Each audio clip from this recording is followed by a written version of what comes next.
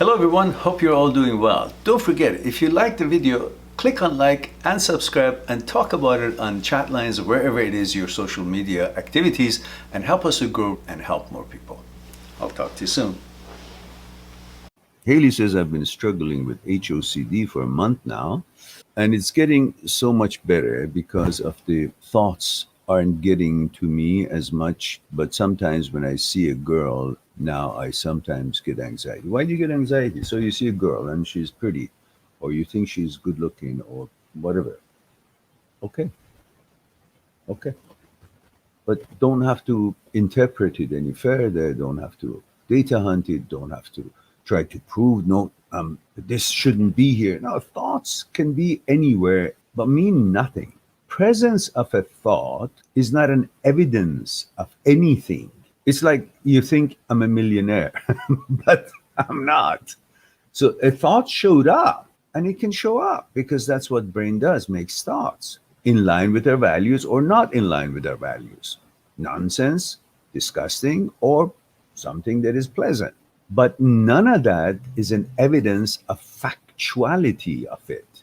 But we are programmed to think that what shows up in our brain as a thought, suggestion, image, it has an actuality. Why? Because the brain cannot tell the difference between actuality or virtuality. Its life and its world is in virtuality. But to the brain, there is no difference. Hmm? It reacts to thinking in a way that as if it's real because it has no intellect. But you do. You have intellect. So you are the one supposed to judge if the thought that showed up should be considered or not considered and ignored. On what basis? On the basis of my choices, on the basis of my values, on the basis of what's meaningful to me or what's meaningless to me, on the basis of what I would veto or choose something. If you go to a party, a get together, and there's so many different kind of food on the table, doesn't mean you will accept to eat any of them or all of them. They're there. There are things you don't like, there are things that you may like. Just their presence does not mean that you are interested in it. Same thing with when you go to a bazaar to shop, to buy something. The fact that you're in the bazaar and so many products are offered or present and offered or available or suggested to you, that doesn't mean that you should buy them or you want them or you're interested in them or you want to buy them. It just means they're there and you live according to your vetoes and choices. That's the power that you have. Many people want to manipulate us or get us to buy something or do something or control us or this and that. They suggest they make all kind of efforts. But you are the power that allows or does not allow, ignores, vetoes, or chooses. The power is not in the hands of others who approach you or suggest or want to manipulate you. The power is not in the hands of thoughts. The power is in your hand, the awareness, the intellect. You choose, you roll the way you roll in life, not based on the thoughts, suggestions, images, or ideas of the brain. Brain is a separate system. It does its own thing. And you are not the brain, and the brain is not you. There's a brain, there is you, and there are thoughts. Some of these thoughts are created by you using the apparatus of the brain based on what you want to learn, accomplish, design, whatever it is you want to do in life to advance yourself. And then the brain itself also uses its apparatus to make thoughts that has no bearing or meaning or relevance to you 80, 90,000 times a day.